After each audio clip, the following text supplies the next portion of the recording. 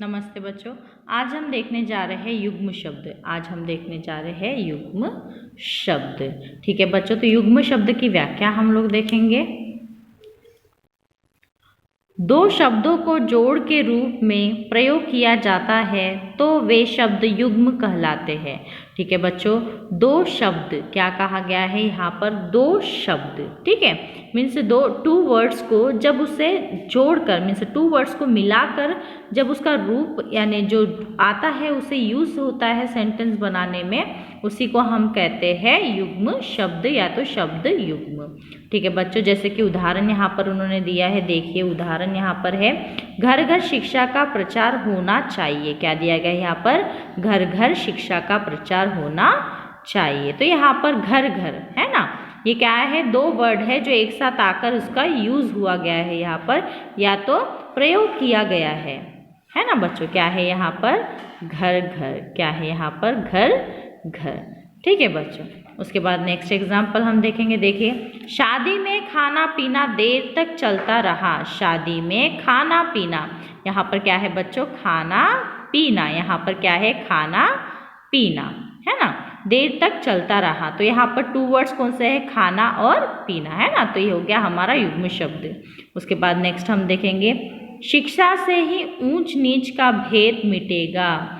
ऊंच नीच, यहाँ पर क्या है बच्चों? युग्म शब्द ऊंच नीच, है ना, यानी दो शब्दों को जोड़कर यहाँ पर उसका प्रयोग किया गया है, तो ये हो गया हमारा युग्म शब्द या तो शब्द युग्म। ठीक है बच्चों, यहाँ पर देखिए, शब्द युग्म को अनेक वर्गों में बांटा जा सकता है। मीन्स इसके प्रकार है या तो इसका विग्रह, यानी हम इसे चार प्रकारों में बांट सकते हैं। देखिए, पहला है पर्याय युग्म, दूसरा है विलोम युग्म, तीसरा है पुनरुक्त युग्म, चौथा है सार्थक निरर्थक युग्म। ठीक है बच्चों, यहाँ पर पहला प्रकार हम देखेंगे पर्याय युग्म। हम देखेंगे पहला प्रकार, इसकी व्याख्या हम देखें। देखिए, जहाँ दोनों शब्दों का अर्थ एक सा होता है ना, जहाँ पर क्या होता है? दोनों शब्दों का अर्थ क्या होता है? एक सा होता है, मतलब समान होता है ना। जो दो डिफरेंट वर्ड्स रहते हैं मगर उसका मीनिंग क्या होता है? सेम होता है। जैसे कि उदाहरण हम देखेंगे, शादी ब्याह। यहाँ पर शादी का मतलब होता है मैरिज, ब्याह का मतलब भी मैरिज ही होता है। हंसी खुशी, हंसी मतलब भी खुश होता है, खुशी मतलब भी खुश होता है। पूजा पाठ, सीधा साधा। ठीक है बच्चों, यहाँ पर क्या है? सीधा साधा, तो दोनों का मतलब एक ही होता है। उसके बाद घूमना फिरना, क्या है? घूमना फिरना, तो घूमना फिरना का मतलब भी क्या होता है बच्चों? एक ही होता है। ठीक है बच्चों, उसके बाद हम देखेंगे दूसरा प्रकार। दूसरा प्रकार है विलोम युग्म शब्द। दूसरा प्रकार क्या है बच्चों? विलोम युग्म शब्द। ठीक है, दूसरे के विरोधी होते हैं। यहाँ पर जो दो शब्द होते हैं वो क्या है? एक दूसरे से अपोजिट होते हैं। कैसे होते हैं? अपोजिट होते हैं, अपोजिट मीनिंग होता है उनका। जैसे एग्जाम्पल देखिए, आना जाना, है ना, आना मतलब हम आते हैं, जाना मतलब जाते हैं, है ना, तो अपोजिट हो गया इसका मतलब। अच्छा बुरा, हार जीत, इधर उधर, जीवन मरण। ठीक है बच्चों, तो ये क्या है? विलोम युग्म, मीन्स अपोजिट होते हैं यहाँ पर उनके मतलब।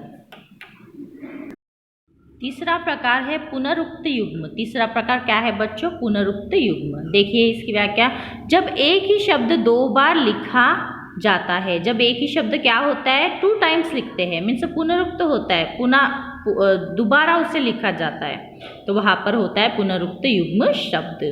जैसे कि एग्जाम्पल, घर घर, यहाँ पर घर ये कितने बार आया? दो बार आया है ना। कितने बार प्रयोग हुआ है इसका? दो बार। सेम वर्ड का टू टाइम्स लिखना, है ना। बच्चा बच्चा, गांव गांव, जल्दी जल्दी। ठीक है बच्चों, तो ये हो गया पुनरुक्त युग्म शब्द। यहाँ पर क्या होता है? एक ही वर्ड बार बार लिखा जाता है या तो दो बार लिखा जाता है। ठीक है बच्चों, उसके बाद हम देखेंगे फोर्थ वन हमारा है सार्थक निरर्थक युग्म शब्द। फोर्थ वन क्या है? सार्थक निरर्थक युग्म शब्द।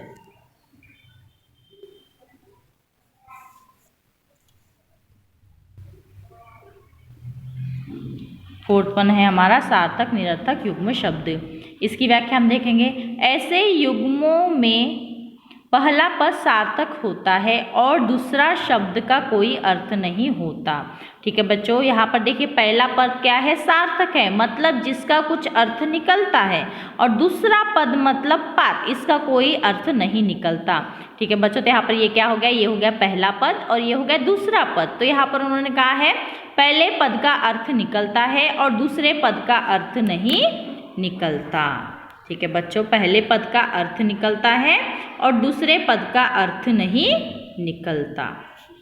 ठीक है, जैसे कि एग्जाम्पल यहाँ पर दिया गया उन्होंने, जात पात, पानी वानी, लूट पाट, पूछताछ, कागज वागज। ठीक है बच्चों, तो यहाँ पर जो जात है उसका मतलब निकलता है ना, जात मतलब हम बोलते हैं रिलीजन्स बोलते हैं ना, पानी मतलब वाटर, लूट मतलब पाट, मगर ये जो बाकी के वर्ड जो है बाजू में उसके दिए गए हैं उसका कुछ मतलब निकलता है क्या, आपको पता है क्या? कागज मतलब हमें पता है पेपर, मगर वागज मतलब हमें पता है क्या? नहीं, है ना। तो इसी को हम कहते हैं सार्थक निरर्थक युग्म शब्द। ठीक है बच्चों, तो मैं आशा करती हूँ आपको युग्म शब्द का अर्थ समझ में आ गया होगा। धन्यवाद।